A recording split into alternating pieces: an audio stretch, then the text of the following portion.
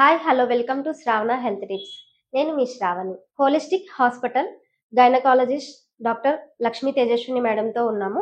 PCOD గురించి అడిగి తెలుసుకుందాం. హాయ్ అండి, నేను doctor Lakshmi Tejaswini, consultant obstetrician and gynaecologist, Shri holistic hospitals, KPHB. So ఈ రోజు మనం పీసీఓడి గురించి తెలుసుకుందాం. అసలు పీసీఓడి అంటే ఏంటి మేడం? సో పీసీఓడి అంటే ఏం లేదమ్మా, బేసికలీ పాలిసిస్టిక్ ఒవేరియన్ డిజీజ్. అంటే ఓవరీస్ అంటే అండాశయాల్లో ఎప్పుడైతే నీటి బుడగలు ఉంటాయో దాన్ని మనం పాలిసిస్టిక్ ఓవరీస్ అంటాం. దాంట్లో రిలేటెడ్ సిమ్టమ్స్, పీరియడ్ ఇర్రెగ్యులారిటీ కానీ, లేకపోతే సడన్ గా ఫేస్ పైన ఈ మెడ భాగంలో నల్లబట్టము, ఈ ఫేస్ దగ్గర అరౌండ్ ద లిప్స్ నల్లబట్టము, లేదా సడన్ గా ఫేషియల్ హెయిర్ పెరగడము, మేల్ ప్యాటర్న్ బాల్నెస్ అంటాం. అంటే ఫ్రంట్ సైడ్ కొంచెం తొందరగా హెయిర్ ఫాల్ అయ్యి థిన్ అవ్వడం, ఇవన్నీ టెస్టాస్టిరాన్ ఎక్కువ ఉన్నప్పుడు జరిగే సిమ్టమ్స్ అన్నమాట. సో ఇలా అసోసియేటెడ్ సిమ్టమ్స్ ఉంటే దాన్ని మనం పీసీఓడి ఆర్ పీసీఓఎస్ అని అంటాం. పీసీఓడి లక్షణాలు ఎలా ఉంటాయి మేడం? సో పీసీఓడి లక్షణాలు అంటే ఫస్ట్ మెయిన్గా ఆడపిల్లల్లో ఇర్రెగ్యులర్ సైకిల్స్. అంటే అది మనకి సివియర్ అవుతుంది అనే కొద్దీ పీరియడ్స్ 45 రోజులకు ఒకసారి రావడం, 2-3 నెలలకు ఒకసారి రావడం అనేది ఫస్ట్. సెకండ్, వెయిట్ గెయిన్ ఒకటి సడన్గా. So PCOD and weight gain or ఎలా అంటే ఇది పెరిగితే అది ఉంటుంది, దానివల్ల కూడా ఇది కాజ్ చేస్తుంది అనమాట. సో వెయిట్ గెయిన్ అనేది ఎక్కువ సడన్గా ఈ మధ్య కాలంలో ఒక 3-4 మంత్స్లో 3-4 కేజెస్ పెరగడం, ఇలా వెయిట్ గెయిన్ అనేది చూస్తాం. అట్ ద సేమ్ టైం మెడ అనేది నల్లపట్టం, అది బికాస్ ఆఫ్ ఇన్సులిన్ రెసిస్టెన్స్ అన్నమాట.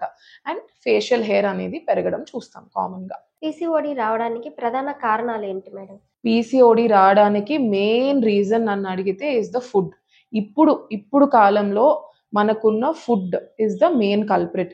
ఏది చూసినా హార్మోన్స్ ఉంటున్నాయి, ఏది హెల్తీగా ఆర్గానిక్గా ఉండట్లేదు. దానికి తోడు ఫోన్ ఉపయోగించడం అనేది చాలా పెరిగిపోయింది.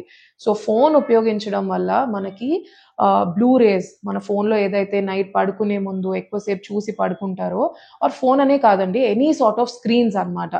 దానివల్ల వీళ్ళకి ఇర్రెగ్యులర్ స్లీప్, సరిగ్గా నిద్ర లేకపోవడం, టైంకి ఫుడ్ లేకపోవడం, సాఫ్ట్వేర్లో యూజువల్గా పాపం ఐటీ ఎంప్లాయీస్ని చూస్తే నైట్ షిఫ్ట్, డే షిఫ్ట్, ఇవన్నీ ఏంటంటే చేంజ్ ఇన్ బయలాజికల్ క్లాక్ అనమాట.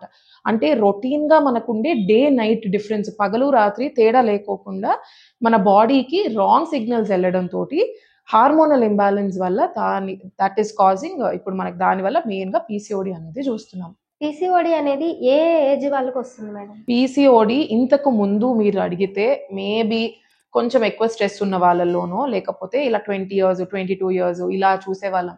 ఇప్పుడు ప్రతి ఆడపిల్లలు 10 మందిని చూస్తే అందులో 8 or 9 మెంబర్స్కి పీసీఓడి అనేది ఉంటుంది.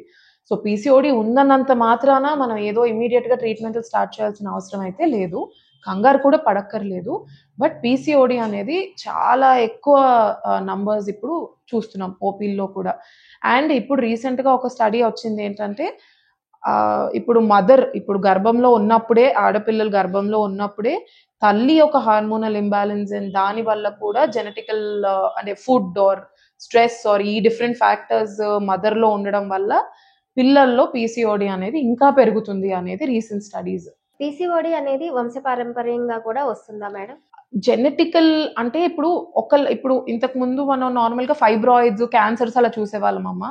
అలా అందరికీ వస్తుంది అని ఇప్పుడు షుగర్ లాగా చెప్పలేం. కానీ ఇప్పుడు మన జనరేషన్స్లో ఉన్న ఫుడ్ వల్ల కానీ, మన చేంజ్లో ఉన్న జీన్స్ వల్ల కానీ, ఇప్పుడు యంగర్ కిడ్స్, ఇప్పుడు కడుపులో ఇప్పుడు ప్రెగ్నెంట్గా ఉన్న మదర్స్ ఆర్ ఈ జనరేషన్ ఎవరైతే ప్రెగ్నెంట్ అవుతున్నారో వాళ్ళ పిల్లల్లో అది వస్తుంది అనేది ఇప్పుడు most of the studies are saying that.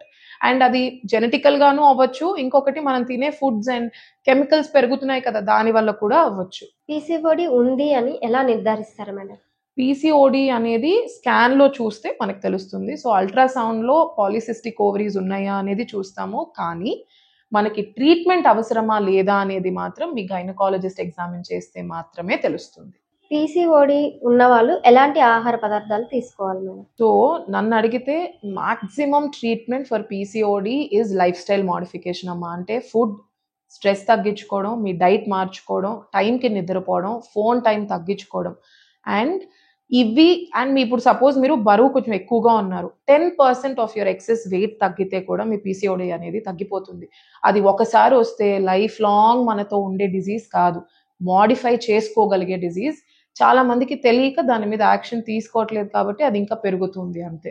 Thank you madam. Thank you మా. మీ వీడియో కనుక మీకు నచ్చినట్లయితే please like, share and subscribe Shravana health tips. Please follow Insta and Facebook also. మీకు ఏదైనా డౌట్స్ ఉంటే కామెంట్ రూపంలో తెలియజేయగలరు. హాస్పిటల్ అడ్రస్ డిస్క్రిప్షన్లో ఉంటుంది, కాంటాక్ట్ అవ్వచ్చు. Please like, share and subscribe to Shravana Health Tips.